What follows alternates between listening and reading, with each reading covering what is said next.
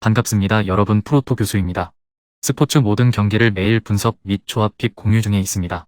영상에 공개되지 않는 정보들도 정보방에 입장하시면 확인하실 수 있으니 참여를 희망하시는 분들은 영상 하단 고정 링크를 통해서 아무 조건 없이 자유롭게 참여가 가능하니 많은 참여 부탁드리겠습니다.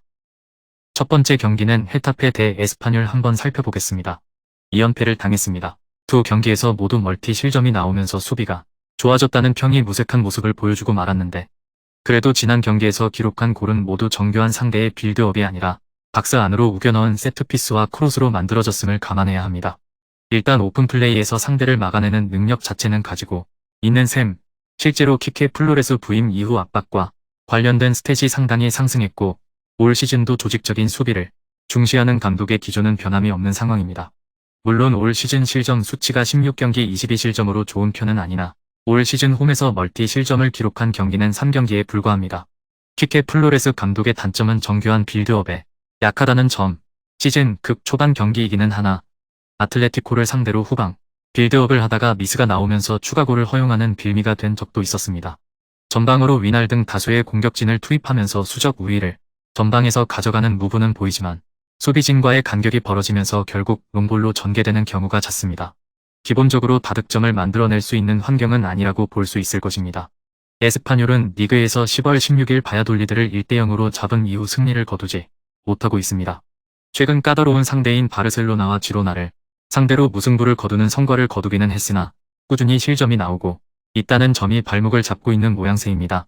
시즌 에스파뇰은 박스 안에서의 수비가 매우 부실합니다. 거친 스타일로 빌드업을 가로막는 기조의 운영은 어느 정도 효과를 보기는 하지만 박스 안에서의 수비가 중요한 세트피스 상황에서 10골을 실점하는 등 직선적인 공격에 당할 가능성도 상당히 높은 편입니다. 올 시즌 헤타페가 공중볼 경합 능력에서 리그 최상위권을 차지하고 있기 때문에 헤타페가 세트피스만 노리는 전략을 가져와도 수비가 크게 흔들릴 가능성이 있습니다. 헤타페의 세트피스 득점 비중도 27%로 결코 낮지 않습니다. 전방에서도 적극적으로 압박을 가하는 편이지만 전반적으로 다이렉트한 공격을 선호하는 편입니다. 특히 원정에서는 점유율을 거의 포기한 듯한 운영을 보여주고 있고 롱볼이 극단적으로 높아지는 양상을 보이기도 합니다. 지난 경기에서는 이 양상이 잘 먹히면서 호셀루가 헤더로 역전골을 넣는 모습을 보여주기도 했지만 앞서 언급했듯이 헤타페의 공중볼 장악 능력이 매우 좋아 두 경기 연속으로 이 방식이 통할지는 미지수입니다. 전반적으로 롱킥 위주의 경기가 전개될 가능성이 높은 상황이라 공중볼 장악 능력이 뛰어난 헤타페가 우위를 점할 가능성이 높은 것이 사실 두 팀의 기본적인 공격력을 신뢰하기는 어렵다는 것을 고려해 언더를 주력으로 삼는 것도 좋을 것입니다.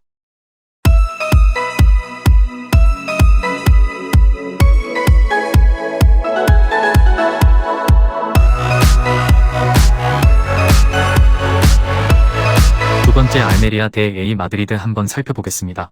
알메리아는 올 시즌 기록한 모든 승리를 홈에서 기록했을 정도로 홈에서의 강세가 상당한 팀입니다. 그러나 직전 경기에서 강호 소시에다드에게 0대2로 무력한 패배를 당한 만큼 상위권 팀과의 격차는 꽤 있다고 보는 편이 나은 상황입니다. 라인을 극단적으로 내리고 상대의 빌드업을 저지하려는 시도를 거의 하지 않는 타입입니다. 섣부르게 수비에 나서다가 수비 라인이 깨지는 양상을 최대한 방지하려는 기조라고 할 수 있는데 상위권 팀에게 약한 모습을 보이는 것도 상대의 빌드업을 내버려두는 알메리아의 특성에 영향을 받았다고 할 수 있을 것입니다. 다만 아틀레티코가 중앙 빌드업 위주의 팀이 아니라는 점은 고려해야 하고 올 시즌 알메리아의 홈에서 멀티 득점을 성공한 팀은 레알, 소시에다드, 지로나 등 중원의 힘이 상당했던 팀들이었다는 점을 고려해야 합니다. 라인을 극도로 내리는 양상을 자주 보여주고 있어 오픈 플레이에서의 정교함을 보장하기는 어렵고 지난 경기에서도 빅 찬스를 하나도 만들어내지 못하는 등 무기력한 모습을 보여주었고 리그에서 기록한 17골 중 6골을 세트피스에서 넣는 등 데드볼 상황에서의 의존도가 매우 높은 상태입니다. 아틀레티코는 바르셀로나에게 0대1로 패했습니다. 상대는 주포인 레반도프스키가 빠진 상황이었음에도 불구하고 사비 감독의 용병술에 적절하게 대응하지 못하는 모습을 보여주고 말았습니다. 지난 경기에서 상대의 잘 조직된 패스와 오프더볼 움직임에 우측 수비 조직의 균열이 쉽게 생기는 모습이었고 물론 알메리아가 내려앉으면서 수비에 집중하는 팀이기 때문에 오픈 플레이에서의 균열은 방지할 수 있을 것으로 보인다는 점은 감안해야 할 것입니다. 전성기만큼은 아니지만 올 시즌도 리그에서는 0대 실점률을 보여주고 있고 박스 안에서의 슈팅 제어 능력도 꽤 괜찮은 편이라 상대의 세트피스가 큰 위협은 아닐 것으로 볼 수 있습니다. 오랜만에 공격진에서는 활발한 모습이 나오기는 했습니다. 점유율은 밀렸지만 오히려 기대 득점은 아틀레티코가 더 높았던 경기였습니다. 바르셀로나의 철통 수비의 찬스가 모두 막히는 모습은 아쉬웠지만 그리즈만의 기회 창출 능력과 전개 능력이 아직까지는 유효하다는 것을 증명하기도 했습니다. 다만 펠릭스의 임대 이적으로 인해 모라타와 함께 호흡을 맞출 것으로 예상되는 상황인데 모라타는 늘 빅찬스 문제가 발목을 잡고 그리즈만도 올 시즌 찬스를 백발백중으로 성공시키지는 못하고 있습니다. 바르셀로나를 상대로 아틀레티코가 좋은 경기력을 보였다는 점에서 아틀레티코의 우세를 점칠 수 있는 경기입니다.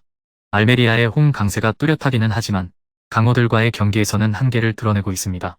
다만 알메리아를 상대로 멀티 득점에 성공했던 팀들은 모두 어느 정도의 중원 전개가 가능했던 팀이라는 점에서 공격에서의 세부 전술이 그리즈만에게 집중되어 있는 아틀레티코가 많은 득점을 기록하지 못할 가능성도 있습니다.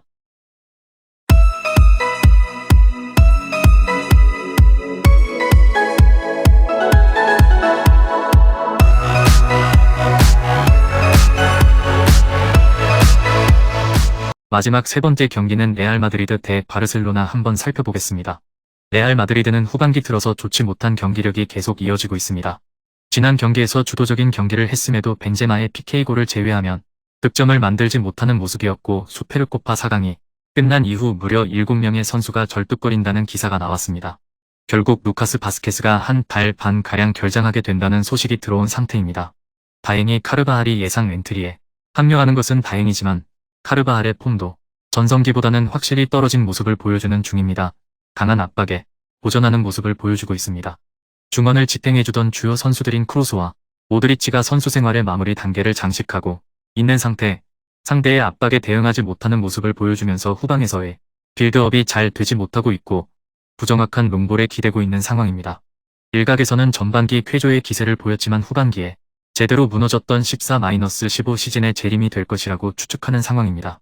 바르셀로나는 결승까지 올라온 상황이지만 하브리그 팀인 인터시티와 중원에서 우세한 모습을 보일 것으로 예상되던 베티스를 상대로 모두 승부차기까지 가는 등 경기력에서 전혀 두각을 드러내지 못했습니다. 토너먼트에서 좋지 못한 모습을 보이고 있는 사비 감독에 대한 비판 수위가 상당히 높은 상황입니다. 한 가지 기대를 걸어볼 만한 것이 있다면 부상자의 숫자는 레알 마드리드보다 적다는 것.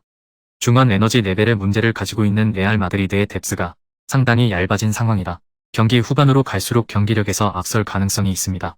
사비 감독이 전방 압박을 상당히 중시하는 타입이라 레알 마드리드의 빌드업을 봉쇄할 수 있는 강한 압박으로 부정확한 빌드업을 유도할 수 있을 것으로 보여집니다.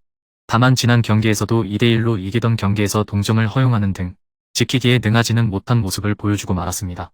라인을 극도로 올리는 플랜 A를 중시하고 있다는 점을 감안하면 리그에서는 6실점으로 훌륭한 실점 억제 능력을 보여주고 있지만 올 시즌 유일하게 리그에서 멀티 실점을 허용했던 유일한 상대가 레알 마드리드였습니다.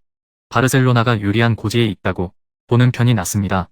부상자의 숫자가 레알 마드리드보다 적은 상황이고 최근 레알 마드리드가 전방 압박에 상당히 고전하고 있어 사비 감독 특유의 압박 전술이 효과를 볼 가능성이 높습니다.